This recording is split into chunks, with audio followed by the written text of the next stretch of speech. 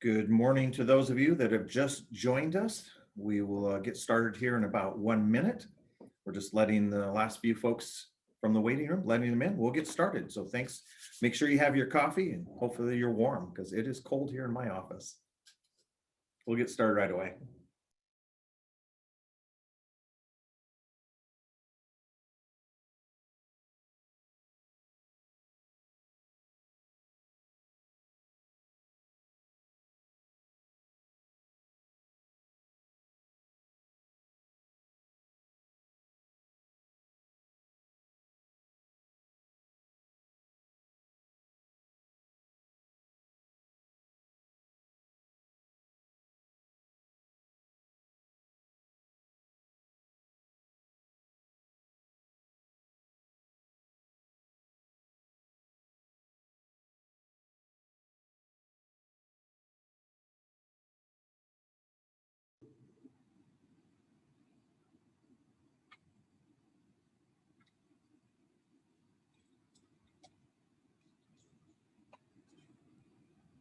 Okay, there's my cue. So good morning, everyone. My name is Gary Hoff. I'm with Economic Alliance Snohomish County. Thank you so much for joining us this morning for Coffee Chats, the brainchild of our past interim CEO, Don Amore. And I know that Dom's on the line right now, so thanks for joining us, Dom. Coffee Chats, for those of you that have been with us every Tuesday, we continue to do these. We have some great ones coming up again. For those of you that may just be joining us for your first time, welcome. We appreciate you spending your Tuesday morning with us. And as always, you'll find out that Q&A happens at the end of this, and we encourage you to use the chat box to drop any kind of questions you might have for our speakers this morning. So with that, I'm going to introduce these gentlemen. We're very blessed, and I'm excited to hear what these guys have to say. Once you hear their intro, and I have to read this, I'm sorry, I'm going to be reading it because we're talking about two very incredibly smart individuals. So both from Moss Adams, and we appreciate our partnership with those folks. So our first speaker will be Shane Griffis, primarily assists in the public and privately held clients with state and local tax matters, audits, refund requests, tax planning and structuring, and letter rulings, and provides insight on multi-state income and franchise tax. His expertise also includes sales and use tax matters, including Nexus, taxability analysis, voluntary disclosure, and pass-through issues such as withholding and composite filing. He primarily works with clients in the software and technology, aerospace, manufacturing, and distribution, as well as retail industries. Our second speaker this morning, also from Moss Adams, is Phil Knudsen.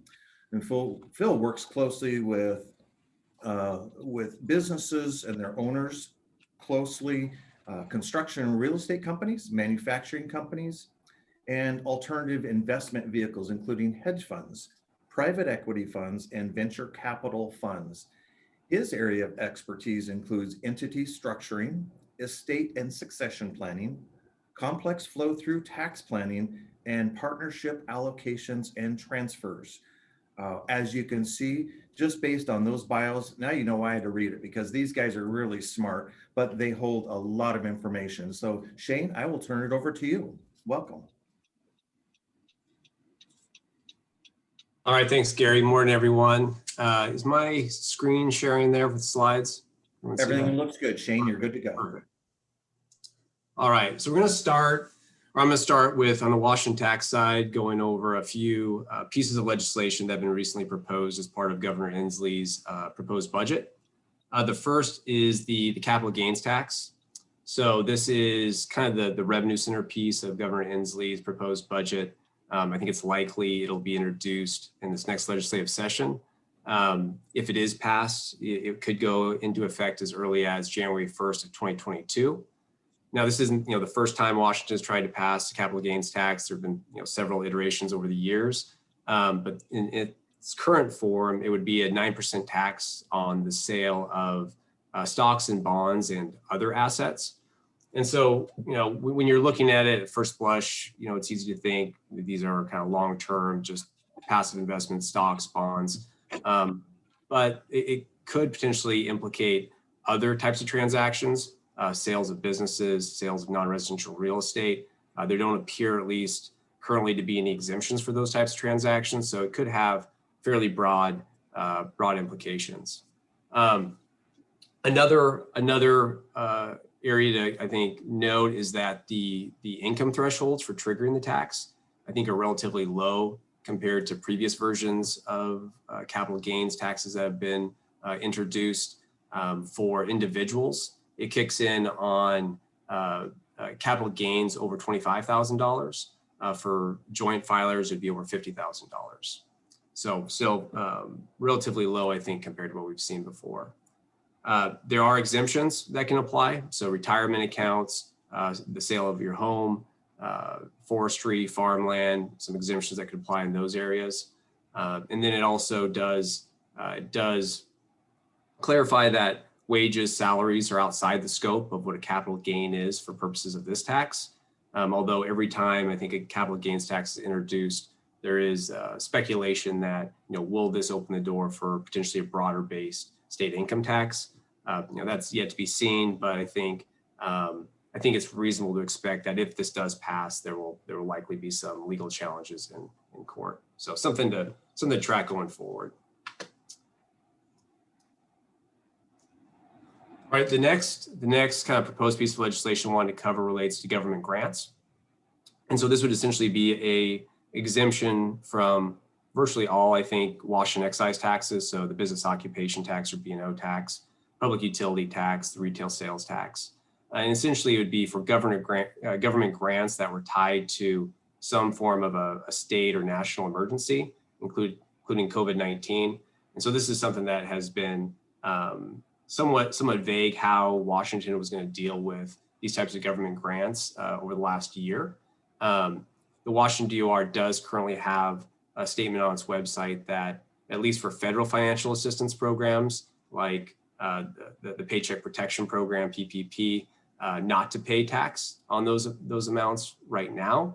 But they also caveat in that message that they reserve the right to kind of reverse course and potentially tax those amounts, pending how the legislature kind of weighs in on this issue. So I think this is a good sign that this has been proposed, because it seems to kind of firm up that exemption that applies to some of these government programs.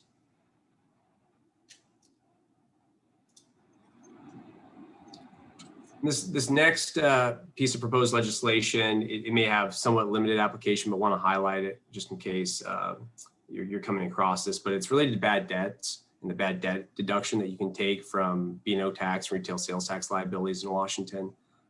It's kind of a narrowing of that deduction. It mainly, I think, is a response by the legislature to a Washington Supreme Court case that came out in 2020 called Lowe's Home Centers. Essentially, the facts of that case were that Lowe's had a contract with a couple banks to provide private label credit cards to Lowe's customers.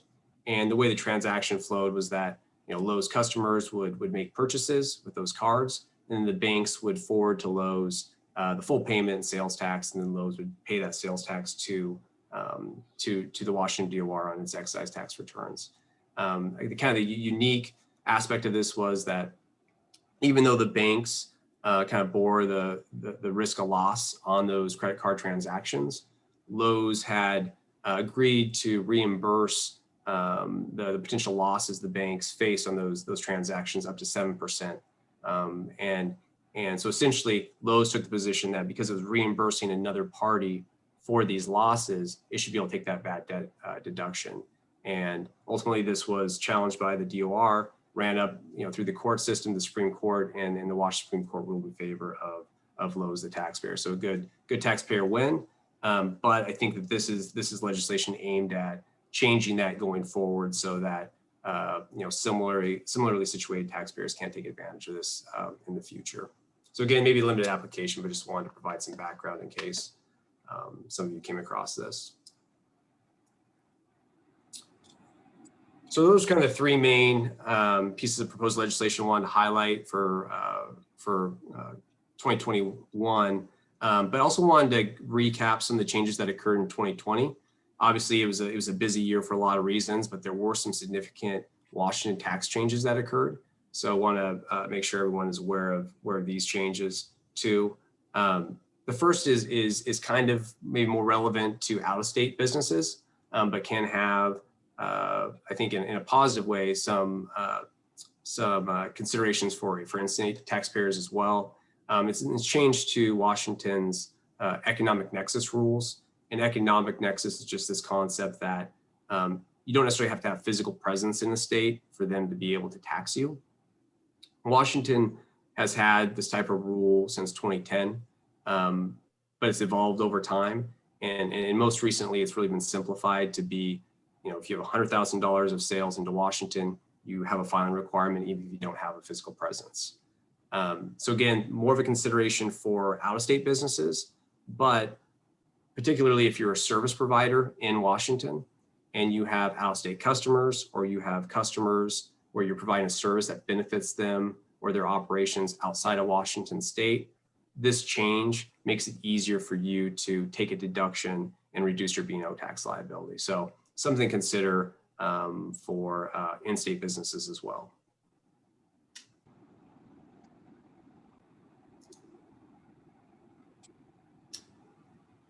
Another change that occurred in April of 2020 was an increase to the service and other activities B&O tax rate. It was 1.5%. There's now a 0.25% surcharge that applies to any businesses with over $1 million or $1 million or more of service income in Washington. And so if you're over that $1 million threshold and they look at the prior immediately preceding year to determine whether you're over that threshold, this 1.75% tax rate will generally apply to your business. There are a couple of important exceptions. One is for hospitals. They still report under the 1.5% B&O tax rate. The other is for real estate brokers. So if you're a real estate broker on your commission income, even if you're over $1 million, you're still generally going to be subject to that 1.5% tax rate. Now, if you're a real estate broker and you have other types of income, project management, design, other types of income, you can still be subject to that 1.75% if that separate income exceeds $1 million. And then this third bullet here relates to the preferential B&O tax rates for aerospace manufacturers. So this was a pretty significant change. Manufacturers of commercial aerospace products had previously been able to take a preferential B&O tax rate. That was repealed. There is the ability or the possibility that it could snap back down at some point in the future if certain criteria are met, and it relates to the World Trade Organization and getting their sign off as well. But at least currently, that preferential rate has gone away. A couple key, I think, distinctions or notes to take away though are that this repeal applied specifically to manufacturers. So if you're an MRO or you're an engineering firm and you're doing work in aerospace, there still are preferential B&O tax that could apply to you. And even if you are a manufacturer and you've lost this preferential rate, there are still a number of other tax incentive programs that you're eligible to take. And so there's a property tax B&O credit, there's aerospace product development credit, there's sales tax exemptions related to aerospace product development, and then you still have your machinery equipment or your M&E sales tax exemption on the equipment you're using in your manufacturing process or your R&D operation. So well, if you haven't done kind of a scrub of these incentives, it's a good time to do it because there's still a lot out there.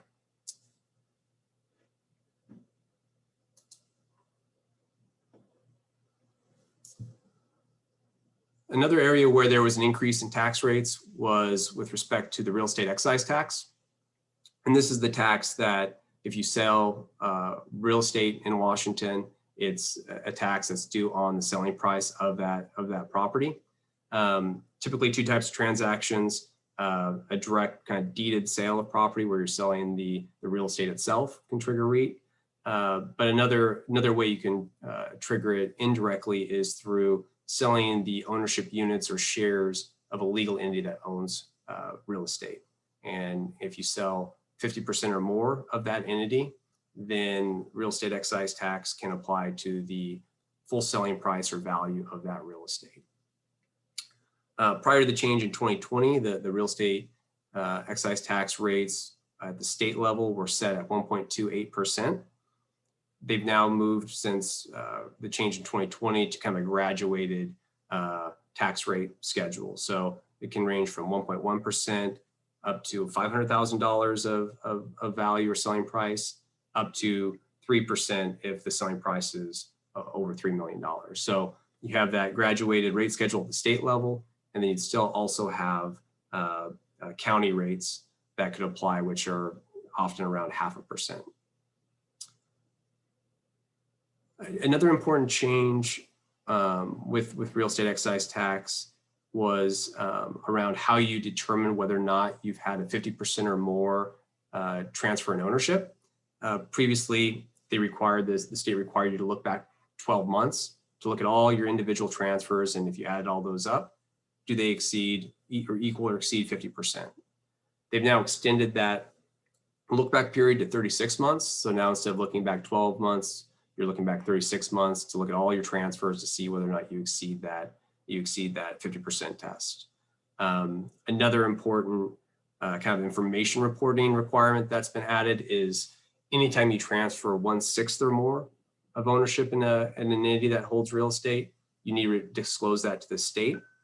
If you don't disclose that to the state and you're subsequently determined to have had a controlling interest transfer, there's an evasion penalty that can come into play. So it's 50% of whatever the tax due on that transfer is determined to be. So it could be a significant penalty if you miss those informational reporting requirements.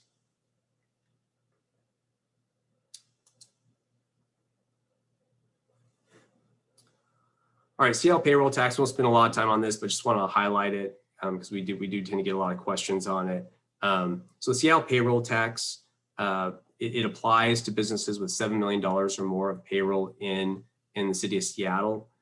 Compensation is fairly kind of broadly defined. It can include salaries, wages, bonuses, commissions.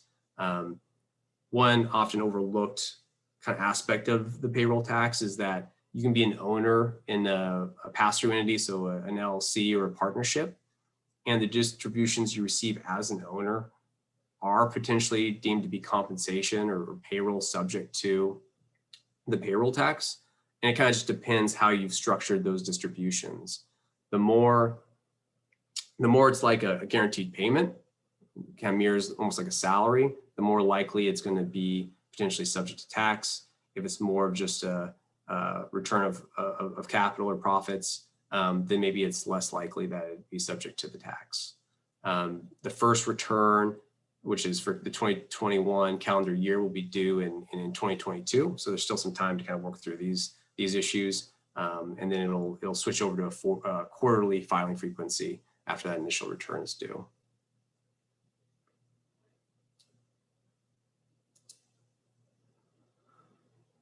All right, so kind of the final kind of state item I wanted to highlight, and this is not necessarily brand new law, but it's becoming, I think, more relevant for businesses, especially where you're doing business across state lines, is economic nexus in the sales tax arena. So in 2018, there was the Wayfarer decision, which was a U.S. Supreme Court decision, where the court essentially blessed this idea of states being able to tax remote sellers, even when those remote sellers don't have a physical presence in the state. So prior to Wayfarer, you had to have some sort of physical presence in the state before that state had the authority or the jurisdiction to require you to collect sales tax from your customers in that state. Since the Wayfarer decision, which was mid-2018, virtually every state with a sales tax has adopted some form of economic nexus. The exceptions are Missouri and Florida, and I think both of those states have at least proposed legislation to adopt some form of economic nexus. So what this means is that if you exceed a sales threshold or transaction thresholds in a state, you have to file a return. As a general rule of thumb, the thresholds are set at $100,000 of sales and or 200 transactions. And states have kind of taken different variations of those thresholds. Bigger states, New York, California, Texas, they look at $500,000 of sales. Certain states have done away with that transaction test, so it's just the sales you're looking at. But it's an area where it's good to continue to look into these issues. because states now have 2 or 3 years now that they can audit. And so we're expecting there'd be more activity with states reaching out and trying to contact and audit out-of-state businesses for these types of taxes.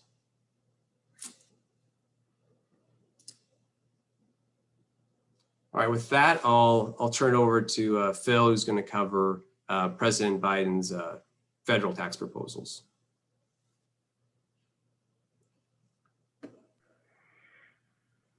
All right. Thanks, Shane.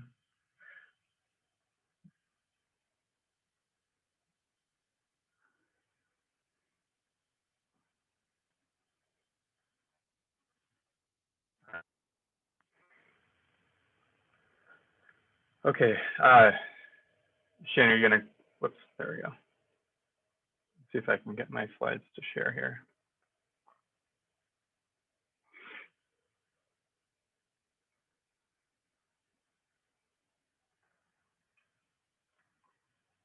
All right.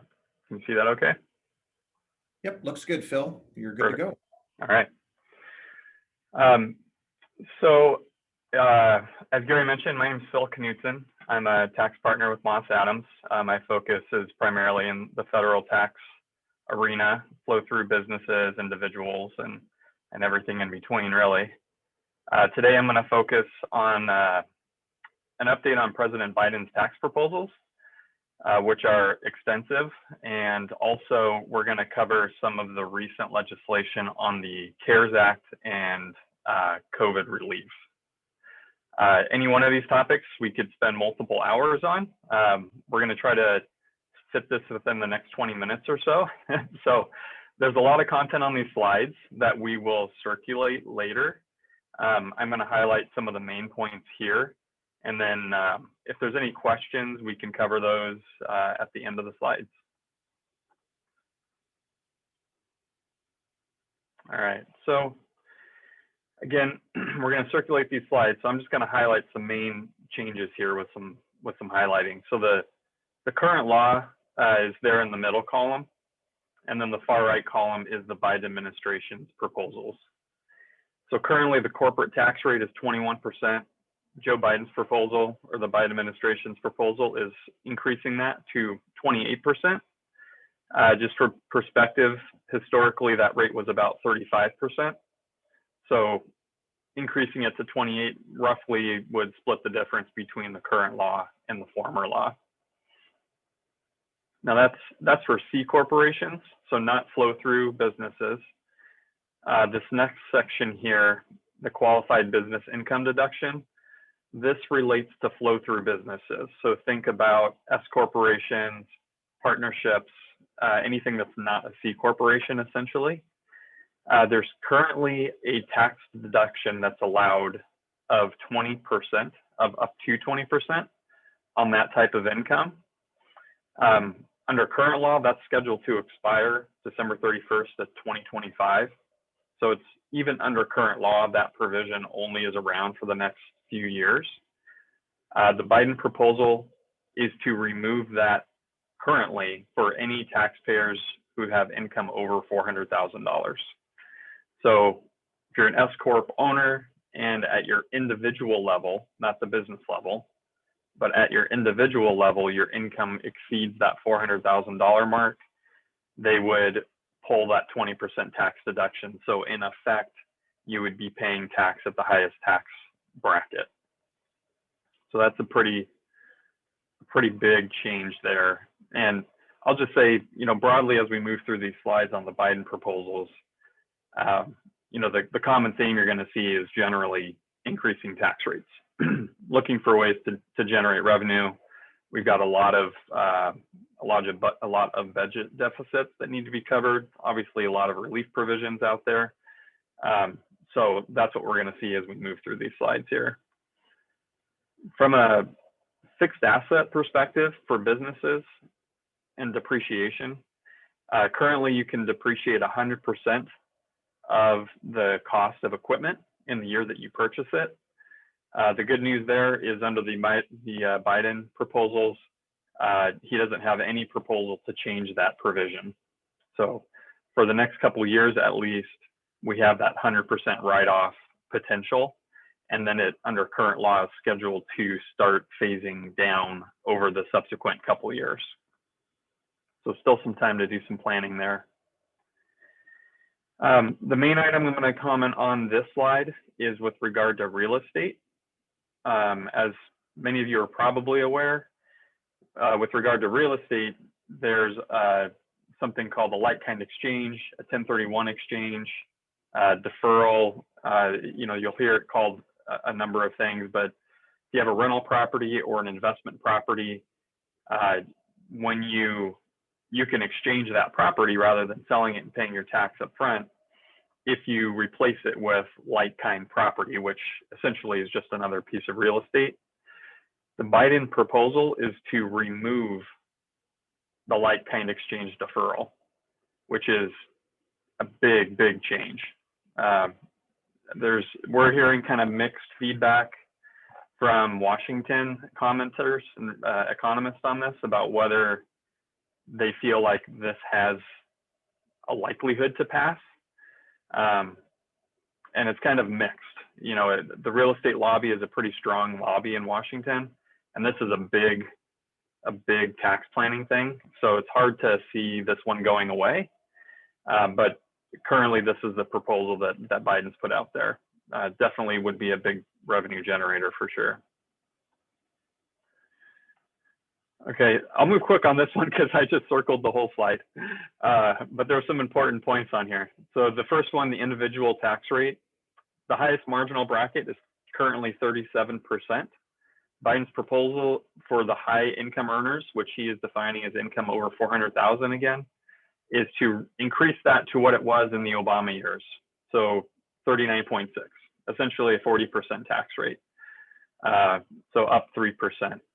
With regard to capital gains, the 3.8% Medicare tax is still going to be there as it is under current law.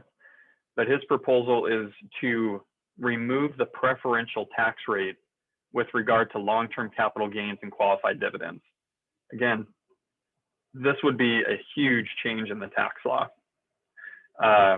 Obviously, he does have a caveat there that only applies to taxpayers with income over $1 million. So this is only going to impact the high income earners, but still the current preferential tax rate on capital gains or long-term capital gains and qualified dividends is 20%.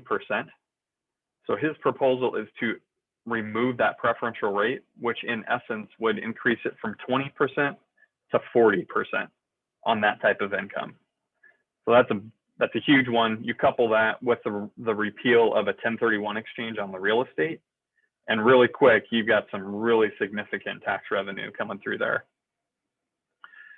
On the deduction side, I'll just comment, the proposal is to limit deductions for individuals. And the proposal specifically is to cap itemized deductions at 28% of the value that they provide high income earners. So currently, you can take your full mortgage deduction to a certain amount, charitable deductions, things of that nature. The proposal is to cap all of that at 28%. Again, the idea being revenue generation. The last bullet there is estate taxes. I'll mention this because it's a big one. The current federal estate tax rate is $11.6 million per person. So a married couple collectively can have over $23 million of assets and owe $0 in estate tax. The proposal under the Biden administration, which is not specific yet, but he's indicated interest in reducing it back to what it was in earlier years when Obama was there, which would reduce it down to $3.5 million per person. So that's an $8 million reduction in the estate tax exemption. And where we're seeing this most often hitting our client base is with regard to closely held business owners. Really quick in Washington, you've got high value real estate. You've got if you're a business owner, your business is worth some money, and really quick, you could find yourself in the crosshairs of a federal estate tax if this reduction comes into play. So the discussions we're having a lot with clients now is potentially transferring assets today or in this year to take advantage of that higher gift and estate tax exemption before a Biden administration might reduce that starting in 2021, for example.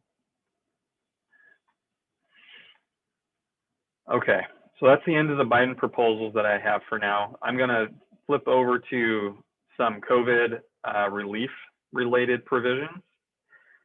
For some brief history here, obviously 2020 was quite the year.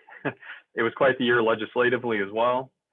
We had some legislation that passed right away in March once things really started locking down and really became clear there was going to be a significant impact.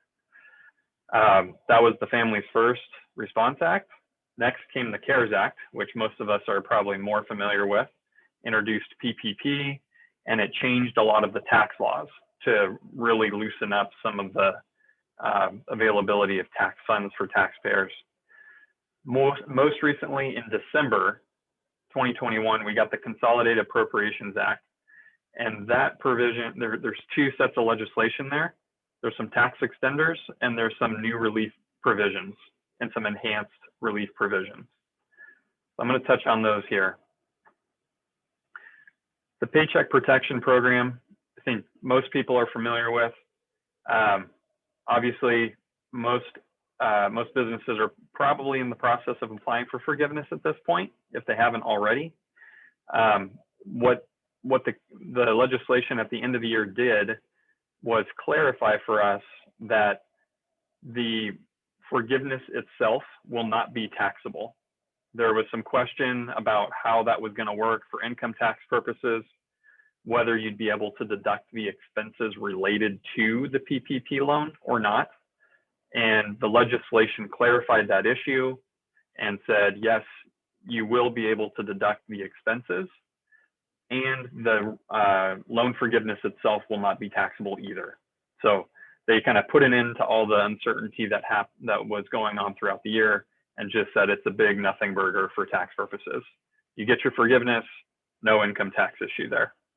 So that was a great outcome. They also introduced PPP Round 2. That program is currently open and will be available through the end of March.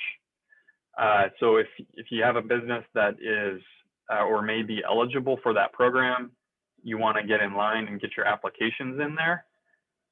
Generally speaking, it's very similar to Round 1. They did expand some of the qualified expenses that your funds can be used for, but there are a couple main differences here that I'll mention. The covered period rules are very similar, but the main differences I was going to comment on here is the maximum loan amount is capped at $2 million for PPP Round 2. Round 1, it was capped at $10 million. So they, significantly reduced the amount of loan that can be granted. They reduced they changed the head count. So you have to have less than 300 employees in order to be eligible. And then here's the big one, is in order to be eligible for a Round 2 loan, you have to have a calendar quarter in 2020 whose gross receipts decreased more than 25% compared to the same quarter in 2019. So you have to have a year-over-year quarter reduction in gross receipts of more than 25%. It doesn't matter why you have that 25% reduction. You just have to have a 25% reduction.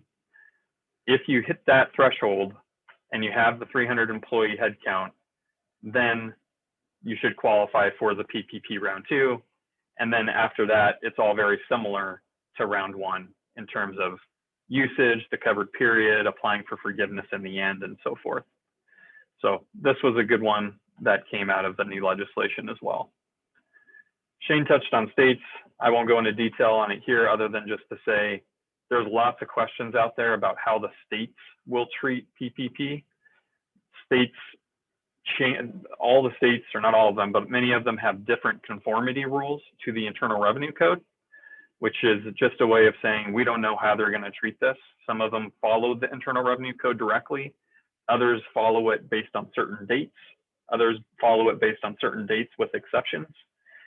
So if you have a multi-state business, this is something that you should, and you got a PPP loan, you'll definitely want to spend some time looking into this issue to make sure you understand the state tax implications there. Another provision that was expanded here was the paid sick and family leave credits. So those formerly expired or were only applicable through the end of 2020. The legislation at the end of the year extended that through March 31st of 21. So that's good news for businesses there. The big one, in my opinion, that deserves some time here is the employee retention tax credit. Lots of folks aren't super familiar with it, and I'll tell you why. When the CARES Act passed, it explicitly excluded businesses that receive PPP loans from being eligible to take the employee retention tax credit. So many businesses that got PPP loans didn't even pay attention to the employee retention tax credit because it didn't apply to them. Fast forward to December 27th or whatever it was of 2020, when they passed this law, they expanded the employee retention tax credit so that now businesses that got PPP loans can take the employee retention tax credit. So this was a massive shift for businesses that have PPP loans that can now benefit from this credit. Not only did they open it up for PPP recipients, they made it retroactive. So you can go back now into 2020 and claim refunds of the employee retention tax credit if you were a PPP recipient. You can also take it prospectively into 2021 because they extended the employee retention tax credit through June 30th, 2021. We are also hearing currently that there's talk in Congress that the Biden proposal that's sitting there today, the $1.9 trillion proposal that's being debated, that there is a provision in there that would extend this credit even further to the end of 21. So it's yet to be seen whether that comes through, but at a minimum, if you're a PPP recipient, you should look into this credit because it does apply to you now. And if you meet the requirements of it, it can be a very, very beneficial credit to take. There's a lot to this chart and I'm not going to go through it. This will be a great resource for you once these slides get sent out. What you'll see though is in the left-hand column are the requirements to qualify and receive benefits from the employee retention tax credit in 2020. The right-hand column are the rules for 2021 because they changed the rules and made it more easier to benefit from this credit in 21 than it was in 2020. So, for example, in 2020, in order to be eligible for this, your business either had to have been shut down due to a government order, or you had to have a reduction in gross receipts of 50% or more for a calendar quarter compared to 2019. So there's lots of rules in there, but just to highlight, a 50% reduction in gross receipts. But in 2021, they changed that gross receipts reduction and made it only 20%. So now when you look at your 2021 operations, if you have a gross receipts reduction in a calendar quarter of 20%, you may be eligible for the employee retention tax credit. Okay, there's some headcount tests, and I won't get into the details of them here. In order to calculate this credit, it's a payroll tax credit. And the way it works is in 2020, it was limited to 50% of $10,000 of compensation per employee. So essentially the maximum credit you could take was $5,000 per employee. So if you have a lot of employees, that can add up pretty quick. In 2021, they loosened that up, they broadened it a bit, and now the maximum credit in 21 that you can take per employee is $14,000 per employee. So much expanded. You can see the dollars will add up very quickly. And if you're a PPP recipient, again, you are now eligible for this tax credit. So this is one that's worth your attention. This is some nuances here on how to claim the credit. You basically file your 941. and you claim the credit. If you're doing it for a prior period, 41, 1X, where you can amend that and claim a refund. This is just pointing out that you can't double dip on your wages. So if you're taking a credit for any one of these types of credits, you can't do it in multiple spots. You also cannot use the same wages for the employee retention tax credit as you use to get forgiveness under your PPP loan. So there are some nuances to this, but just know it's out there and it's very beneficial. And most clients that we're talking with are actually finding themselves in a situation where they're able to take advantage of both loan forgiveness and the employee retention tax credit. A few additional items here I'll just point out, because my time is running low, but starting in 21 and 22, they changed the tax law so that you can now deduct 100% of meals. So business meals purchased in a restaurant are now 100% deductible for only 21 and 22. That used to be a 50% limitation on that deduction. The idea is to help restaurants, essentially. Let's get some more business into the restaurants. You can take a full deduction, and that'll be one way we can get there. The 179D deduction I'll mention, because this was a big one. If you're doing energy efficient improvements to a building, or even if you're a contractor that is a designer of energy efficient building components, you may be eligible for this additional tax deduction. I won't get into the details of it, but essentially it's been temporary in the past, and Congress has been extending it perpetually. They changed it so that it's now a permanent provision. So now we know it exists perpetually in the tax code unless Congress explicitly goes in and does something to monkey with it. A couple of quick individual things. You probably heard about the rebate payments. So there should be some more rebate payments coming for individuals. There is some talk in Biden's proposals now to increase those. So you'll hear more about those. They're based on your income, just like the first round. So if your income exceeds a certain threshold that are listed here, that the amount of your rebate check will be decreased. A couple quick additional individual comments here. If you're a non-itemizer for an individual, you can take a non-itemized charitable deduction for charitable contributions that you've made during the year. That's noted here.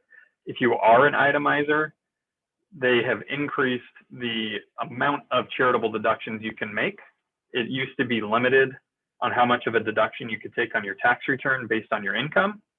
They removed that limitation. So essentially, you can donate up to 100% of your adjusted gross income and take a full deduction and essentially wipe out all of your income if you're so inclined. That's for 2020 and 21. Healthcare flexible spending accounts I'll mention because I get this question a lot. Normally it's a use it or lose it. What you have in your FSA, you got to use it or otherwise it's gone by the end of the year. They loosened that rule for 2020 and 21. They will allow FSA account holders to roll over any balance they have to the next year. So then the use it or lose it rule for FSAs is suspended essentially for 2020 and 2021. One tax extender that I'll mention here is related to energy efficient property. So you're putting panels on your roof, on your commercial building, you're doing some energy efficient property improvements. They extended a lot of those. So a lot of those were scheduled to phase out in 2020 or 21. They extended those through 2023. So there is an additional amount of time here to do that type of work if that's something that you're interested in or have been looking into and get the full amount of that credit and deduction that's out there. Okay, so just in closing, now what? There are some good planning opportunities out there. A lot of this stuff is, you just kind of wait and see, and it is what it is, like with tax rates. But there are a lot of planning opportunities, particularly for business owners. It might be beneficial to look at your accounting methods this year from a tax standpoint. If you're looking at tax rates increasing in 2021, Perhaps it makes sense to accelerate some income into 2020 and pay it at lower tax rates. If you have deductions, maybe it makes sense to defer some of those deductions into 2021 to get them at the higher tax rate. And then, of course, all those relief provisions that I mentioned, specifically the employee retention tax credit, is one that I think I would recommend each of you looking into for yourselves or your clients to make sure that there's no opportunities going missed there. So Gary, with that, I think I'll turn it over and see if we've got any questions. Great, thank you, Phil, and thank you, Shane, both. Yes, we do have questions, so I'd like to jump right into those right now. And for those of you that are posting questions, thank you. If for some reason we do not get to your question, we will get them over to Shane and Phil and get your response. So keeping on the ERTC subject there, Phil, since you were just speaking about that, there's a couple questions on that. First of all, the changes that have come in for 2021, are they retroactive to 2020? And then also tied to that, another question is talking about partial shutdowns. And is there enough to claim the ERTC for partial shutdowns because of the governor's orders and such? Right. So the retroactiveness of it, yes, it does apply back to 2020. So all the way back to the CARES Act. So pretend like it never said that PPP recipients can't benefit from it. That's what they did. They undid that rule essentially. With regard to the partial shutdowns, so it's an either or test. In order to qualify for it, either your business must have been fully or partially shut down due to a government order, or you can qualify with the reduction in your gross receipts that I mentioned. It's an or test. One of those two things need to happen. The government shutdown piece is a gray area, and it's very facts and circumstances driven. On the one hand, there's some pretty obvious scenarios. So if you're a restaurant or you're a fitness facility and you were shut down, you were shut down, right? I mean, that's pretty clear cut. I work with a fair amount of construction companies and subcontractors as an example. They are essential businesses. And so there's lots of questions around essential businesses that have been open the whole time, but maybe they were quote unquote partially shut down because maybe they had some jobs that were for non-essential businesses, for example, that they couldn't do those jobs for. There are some IRS Q&As and FAQs out there that address those exact circumstances. And again, it's very facts and circumstances driven. I have a client in Florida that does a lot of work for Disney World. And so we're looking into whether they qualify for that credit because Disney World was shut down. And so there's, again, it's a gray area. You really have to look into it. You have to question whether were they able to get other work for those crews that otherwise would have done that Disney World work. So were they able to fully function as if that the customer of theirs wasn't shut down? So if you're dealing with an essential business, we should talk about it because it really depends. But again, the essential, non-essential, partial shutdown, that whole stuff is irrelevant if you also qualify for the revenue reduction. If you qualify for the revenue reduction, then you're in under these rules. Okay, and I assume that you are more than happy to talk to folks offline about of course, based on their situation. So you talked about the PPP funds and such, and the proposed legislation for exempting from B&O. So in the meantime, should businesses right now report B&O tax on funds that they've received from government programs? I would say generally no. I think the statement on the DOR's website is fairly clear that you don't necessarily, they're recommending that you don't. They also add that, you know, if at some point down the road they do decide to tax some or any of those funds, that you'll be able to pay it without incurring penalties or interest. So I think there's maybe a little downside to not paying tax on it at this point, and just waiting to see how this legislation kind of pans out, and if there's any updated guidance this year on the compliance with those programs. Okay.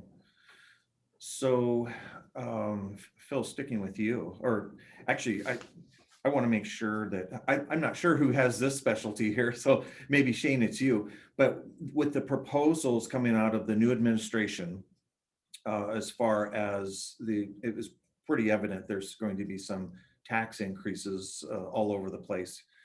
Are there any planning ideas that people could start doing now for the 2021 tax year? Is there something that you would recommend to these folks, myself included?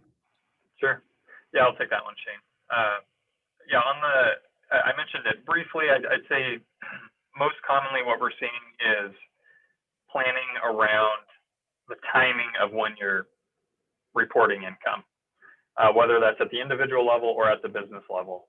Obviously, there's a bit more you can do at the business level in terms of timing of things.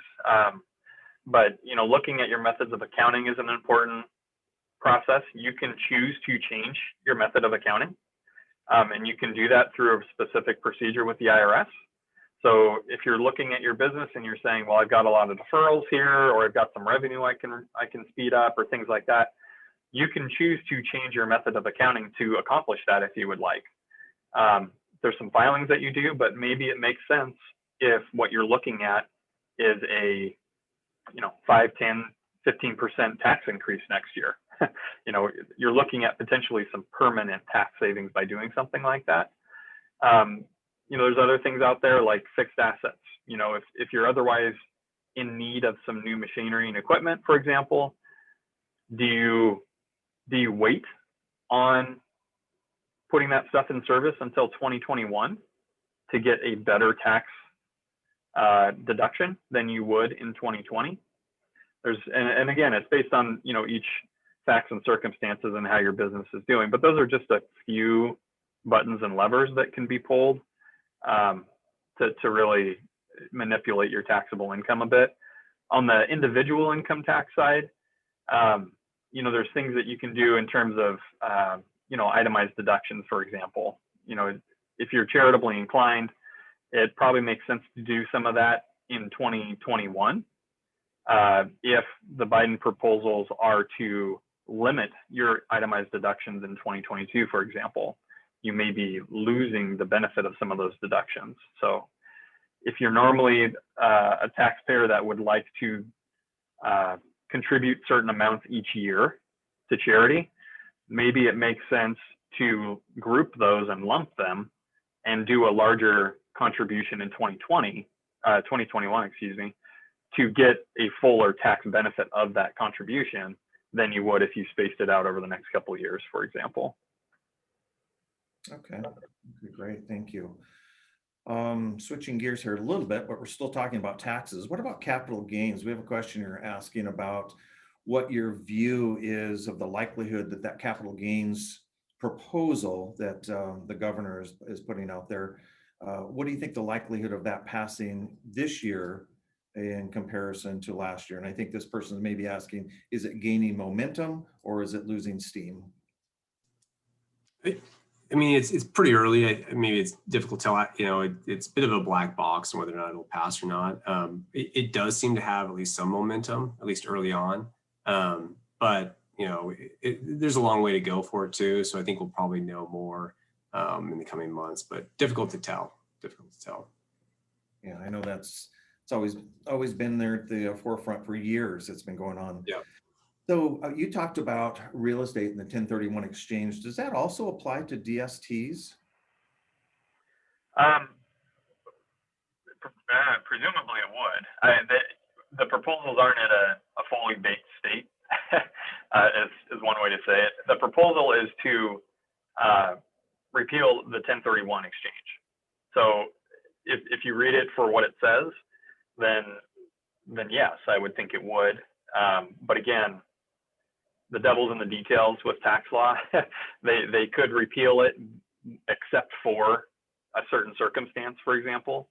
But the proposal, as I understand it, is to repeal the 1031 provision. So now there's constantly talk on this stuff. There's constant updates to this. So this is a live discussion, certainly. But again, this gets to the planning ideas too. You know, if you've got some potential deals on the table that you're looking at and you're thinking 1031 might be something you want to consider, you might want to start considering that sooner than later. This thing's on the chopping block. It's not sure, you know, it's not clear what that'll be, but it's out there.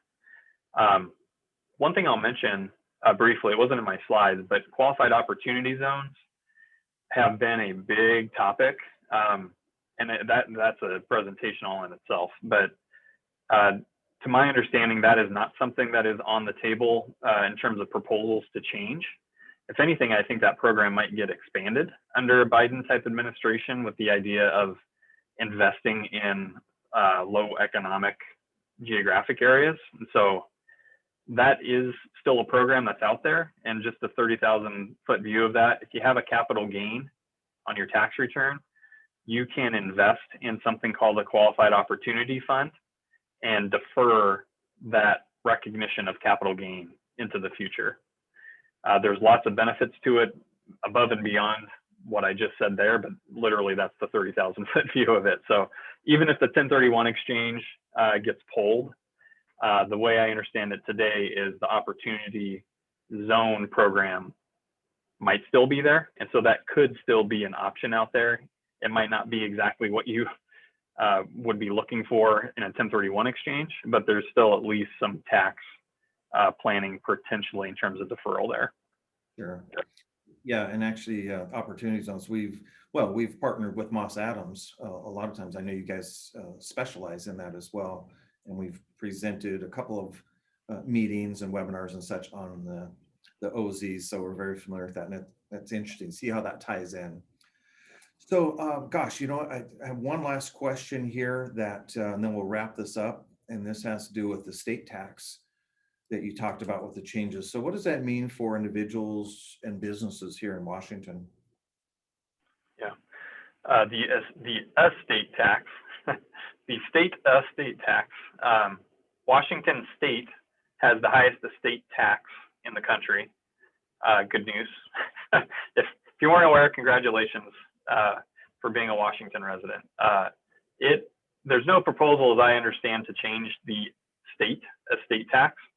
It currently applies to individuals with estates of approximately $2.2 million of value.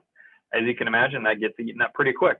If you've got a house in Seattle and a 401k plan and a business interest, pretty quick, you're a taxable estate in Washington.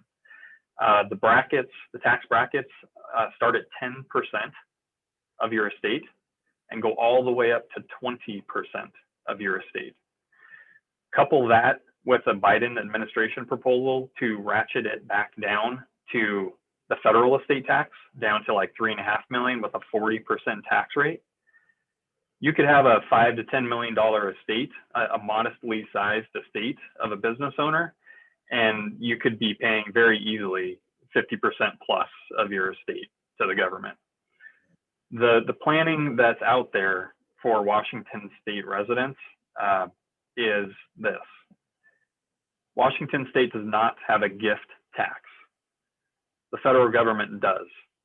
So if you transfer assets during life, the federal government uses that much of that transfer to reduce your available estate tax exemption.